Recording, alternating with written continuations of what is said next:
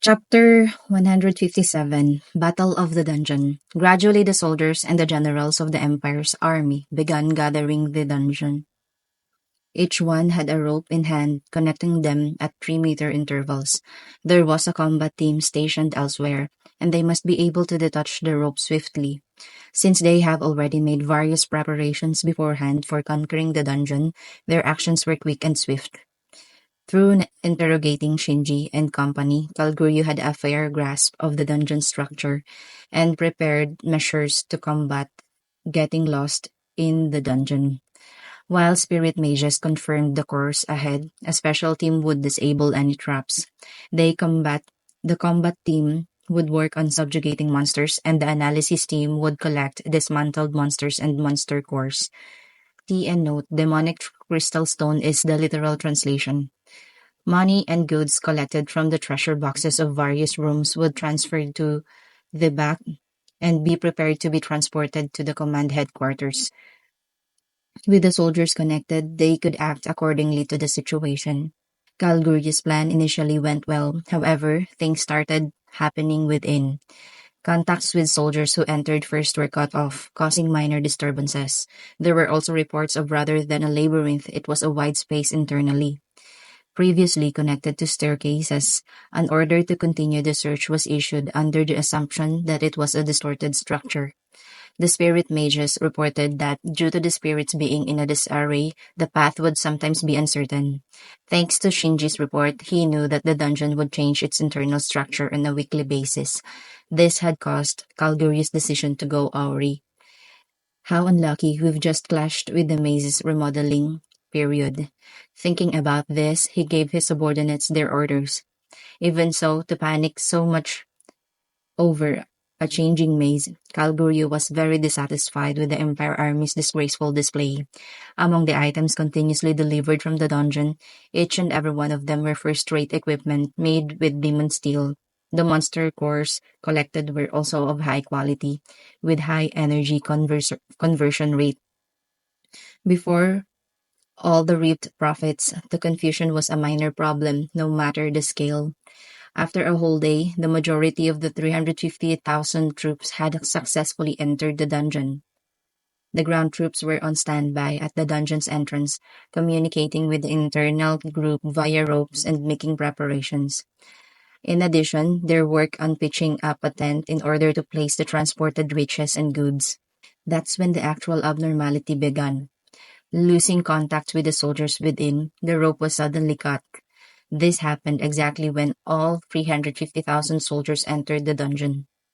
They tried getting in contact via telepathy and clairvoyance communication, but there was no reply. Things were going well up until then. The transportation of goods from within was also interrupted then. The means of confirming the internal conditions of the dungeon were all lost. The entrance of the dungeon remained open as it first was, and yet near the entrance within the presence of soldiers were all gone. With an indescribable foreboding silence, the Empire's troops felt an ominous premonition. Kalguryu was no exception, as it hindered his decision-making. However, the situation is changing too rapidly. He had no time to spare, worrying about those who went conquering the dungeon. Kalguryu was left with little time. Dungeon Stratum 61 to 70. Charging through a horde of undead-type monsters, the soldiers of the Empire Army, cybernetic troops, invaded deeper into the dungeon. Having a delayed head start, the combat group vigilantly guarded each other as they took cautious action. To begin with, the soldiers were all individually fairly strong. In adventurer terms, they were all at the very least above B rank. Their bare first-class prowess. If it's them, they would not panic as they dealt with monsters, so it should have been.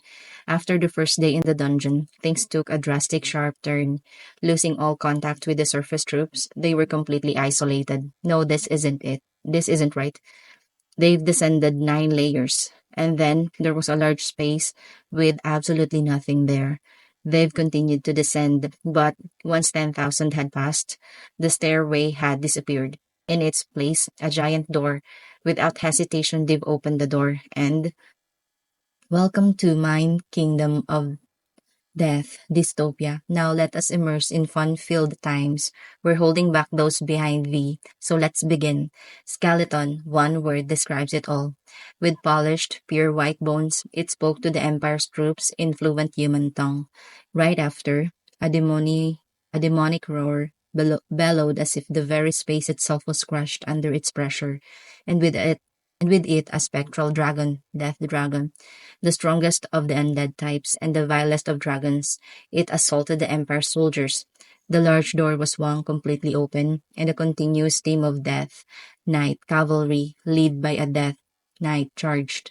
The spectral dragon, Death Dragon, released corrosive zombie breath from above, while the Death Knights began their assault from the ground. The Empire army's numbers diminished in a flash, and the first 10,000 were wiped out in less than an hour. After all, even if the Death Knights only number about 1,000, they would rise up no matter how many times they were felled. This situation broke the minds of the Empire soldiers, driving them to the edge of despair. Their enemy knew neither fatigue nor death. Then, there's the overwhelming threat from the skies, known as the Spectral Dragon, Death Dragon. The second wave followed, and the first wave also met a similar fate. More and more Empire soldiers descended below, unbeknownst to them, as they ceaselessly entered the jaws of death. Dungeon Stratum 71 to 80. The Empire's forces traversing this level were forced in a battle against an endless swarm of insects. An endless onslaught. The bugs attacked fiercely. With no fear of death, they fought in their swarms without rest. However, the amount of monster cores collected were high in both quantity and quality, bringing a smile to the soldiers' faces. They were simply endless. Their individual fighting powers were nothing much. If this were a normal adventurer party, they would be unable to rest from the endless onslaught, fatigue hampering their performance and ultimately be brought down. However, even if there were a large quantity of bugs, the Empire's numbers are nothing to scoff at. Switching out those who are tired, the Empire can still advance as one. Even though the contents of the dungeon didn't match the reports, this isn't content a single should care about and shouldn't mind the reports of their superiors. There wasn't much time to rest, and the situation is still manageable, but it's the amount of luxurious goods they've obtained that brightened their mood. For example, an earlier room had a treasure chest, and the soldier discovered a dagger within. Gild glided with gold and silver. It was an expensive looking dagger. It had superior capabilities and was made of demon steel. A demon steel core alone would make something very expensive, yet the whole dagger was made of pure demon steel. The soldiers spoke of it with a grin. Naturally, there would be a body search afterwards. However, a dagger of this degree could easily be sneaked through. The surrounding soldiers were envious. The surrounding soldiers were envious and hoped themselves that it would be them next.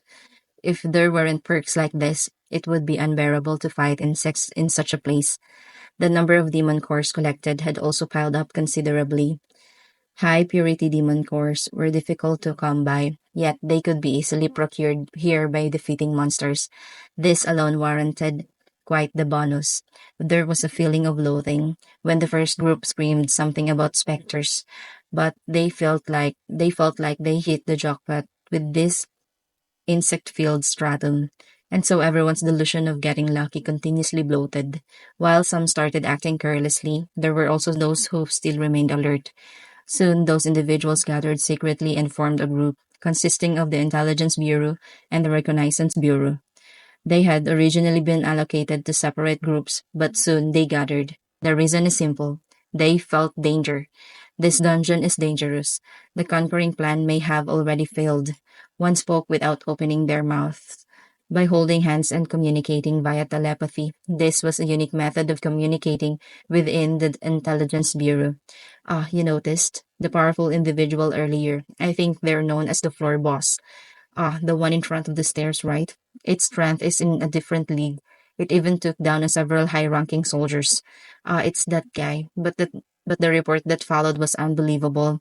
It revived in 3 hours. What? WTF? Question mark. And so, they've exchanged information. The more they listened, the more chaotic this dungeon seems. The current situation was evidently different from prior reports.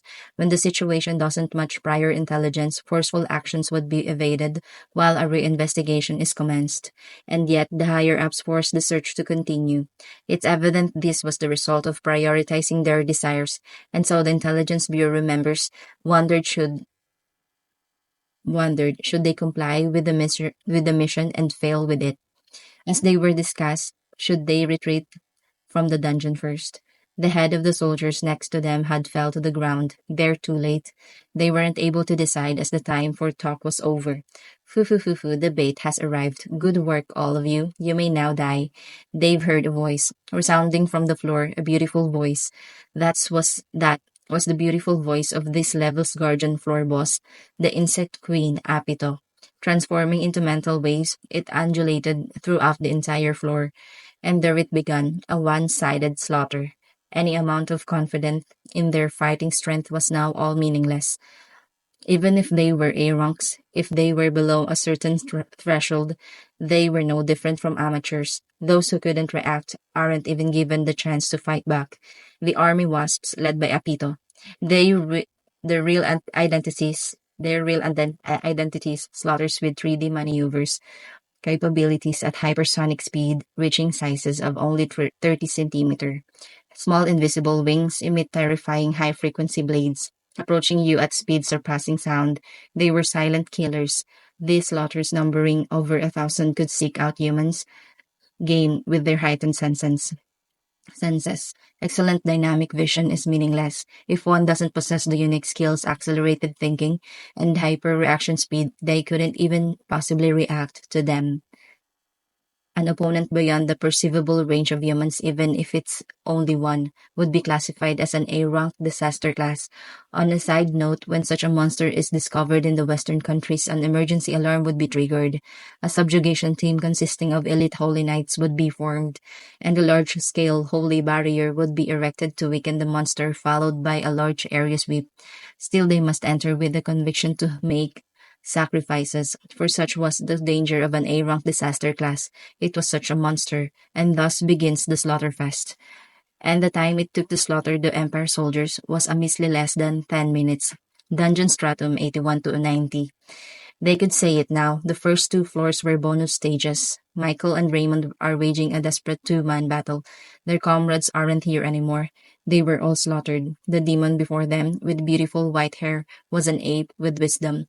However, they weren't the only ones suffering. What they didn't know was that beyond the 81st stratum, those who reach the lower floors are all engaged in a miserable battle.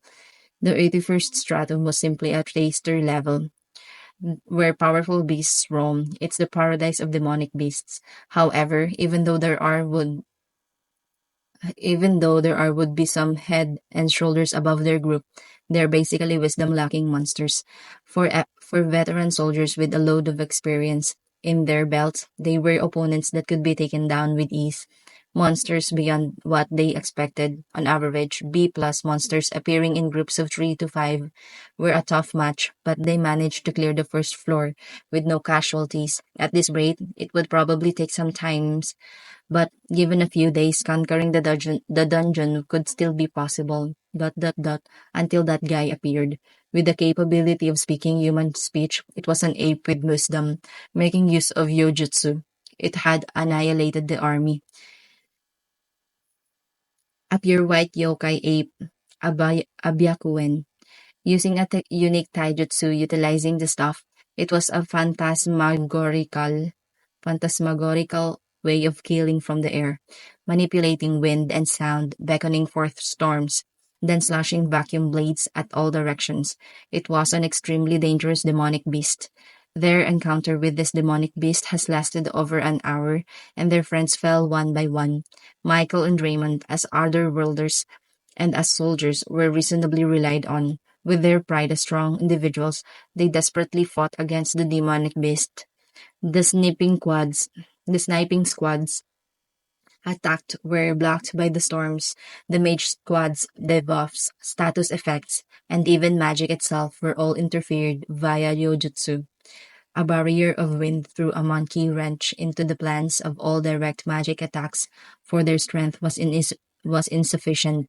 Even the elites amongst the enhanced cybernetic troops of the Empire are toyed like children with the Byakugan as their foe. It was an unbelievable sight at first, but in reality, it soon developed into a despair filled battle, and only Raymond and Michael were left in the end. Similar beasts also lurk in the other stratums. The soldiers who led the invasion began to painfully collapse. When they were asked, there were also black spots on their skins and high fever. Small black mice scurried around their feet. The existence were so insignificant. The soldiers simply ignored them. However, it was those very mice that were the perpetrators of the current situation. Black rats caucus. They are the floor boss of this level, spreading black death everywhere, the rulers of plagues. If someone with abilities like Shinji's were here, they would probably be able to neutralize this floor. Unfortunately, there isn't. Magic treatment had little effect on the disease, and holy magic that could completely cure this was scarce. Treatment of injuries and treatments of disease are based off completely different fundamentals. In this fashion, death had spread throughout this floor.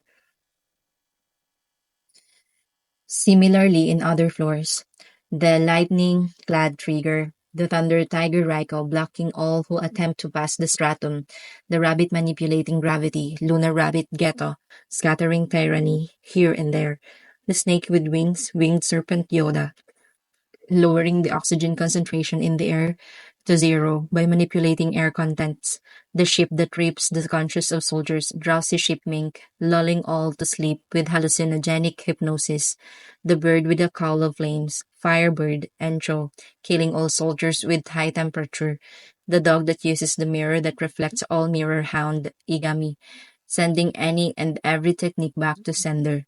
At each stratum was a vicious demonic beast rampaging about. What's worse is the fact that even after being defeated, they would revive. The truth easily crippled the hearts of soldiers. They could do naught but fight endlessly. Mouse, tiger, rabbit, snake, sheep, ape, bird, hound are all beast-type demonic beasts. They are the nine-head Kumara squad pet of the eight. Their forms are those of Kumaras, and they each manifested an aspect of her abilities. Kumara has the bewitching form and beauty of a courtesan. However, in reality, she is the elusive empress of the demonic beasts whom beckons death. Before Kumara, the fools have finally arrived, yet they are only food for Kumara. It would seem death is being mass-produced within the labyrinth.